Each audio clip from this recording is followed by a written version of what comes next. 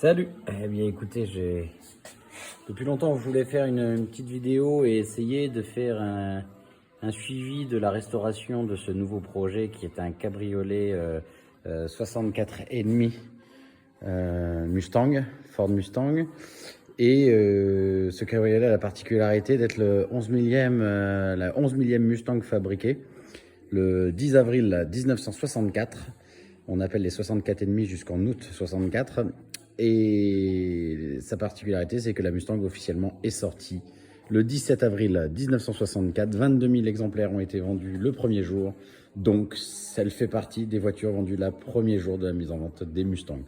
Donc, moi, ça m'a touché. Et quand on aime la restauration, quand on aime faire des belles choses, eh bien, forcément, ça devient un projet à part. Donc voilà. Une petite vidéo pour monter parce que j'ai déjà bien avancé, mais pourtant j'avais dit que je commencerais par faire une vidéo avant deux. Bon, voilà. Donc voici le projet. Je referai des vidéos un petit peu plus précises, mais je voulais déjà voir et puissiez voir l'ensemble de ce que représente le projet. Bon là, j'ai déjà changé les pneus parce que je pensais la passer au contrôle technique avant d'attaquer le démontage. Et puis finalement, changement de... Je vais essayer d'attaquer le projet, d'aller assez vite pour pouvoir peut-être en profiter un petit peu cet été. Donc voilà, donc là c'est la partie de démontage. Là où je voulais en venir également, c'était qu'il faut, lorsque vous démontez, notifier les pièces, essayer de ranger les pièces dans un ordre logique. Là j'ai l'ensemble de toutes les nouvelles pièces qui attendent d'être montées. Et puis faire des petits sachets. Alors vous pouvez noter à quoi ça correspond. Bon, moi c'est mon troisième projet, donc je commence un petit peu à avoir l'habitude et à reconnaître les pièces. Mais voilà, vous voyez, j'ai un chariot qui va être dans lequel il n'y a que les pièces dans leur petit sachet avec leur visserie.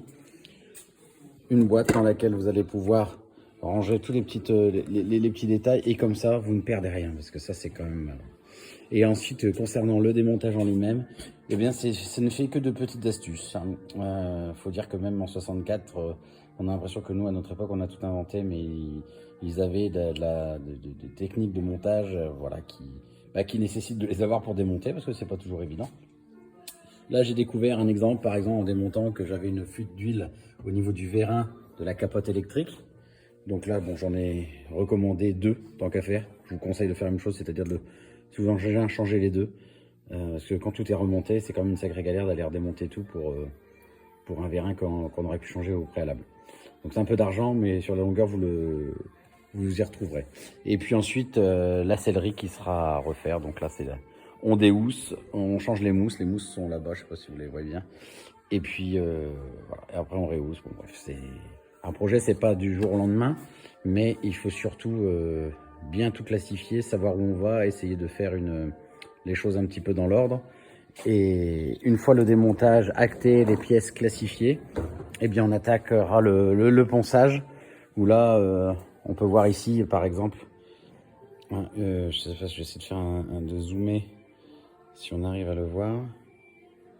On peut voir les différentes, c'est dommage, on voit pas bien avec la caméra, tous les différentes épaisseurs de peinture qui ont pu être mis. Alors on en a très peu sur celle-ci, apparemment elle n'était peinte qu'une seule fois, dans la même couleur que l'origine, donc ce Rangoon Red. Et voilà, on peut se rendre compte quand même qu'il y a déjà une sacrée, même pour juste deux couches, une épaisseur. Donc beaucoup de boulot de décapage. Hein, et puis voilà. Bon, je referai une vidéo un peu plus détaillée sur d'autres points, peut-être un peu plus organisée. Celle-ci, elle est un petit peu au pied levé, mais au moins on aura marqué le coup du démarrage du projet de restauration et de l'évolution. Un petit point ici, par exemple, là, une salle de peinture que je me suis fabriquée tout simplement avec une tente 3x3, tente de réception, bon bref. Et puis ce qui permettra, lorsque je peins on peint à bon, là on voit la colonne de direction, on voit la ventilation haute, enfin du moins l'aération plus le son. Hein, parce qu'il y a une enceinte au niveau du tableau de bord là, le cendrier, bon, tous des petites bricoles que je vais repeindre ici, le capot de 64,5. Allez, je vais aller plus dans le détail quand même. 64,5, c'est parce que vous avez une petite lèvre ici. Hein, et à partir de août, il n'y en a plus. À croire que les ingénieurs se sont dit c'est trop chiant à faire. Et voilà, donc j'ai trouvé le capot d'origine. Hein, pas de celle-ci, mais un capot d'origine que je vais remettre en état, qui est propre dans l'ensemble, mais qui a besoin d'être peint. Et puis voilà, ici vous avez une lampe chauffante pour sécher la peinture pour me faire monter un petit peu la température. Et puis voilà. Donc ouais, ça demande un peu d'équipement. J'ai pas eu la chance d'avoir un garage comme ça équipé jusqu'à maintenant. J'ai commencé en 2003, mais au fur et à mesure, quand c'est une passion, après on ne s'arrête plus et voilà. On cumule les pièces, on cumule les souvenirs, on cumule l'expérience.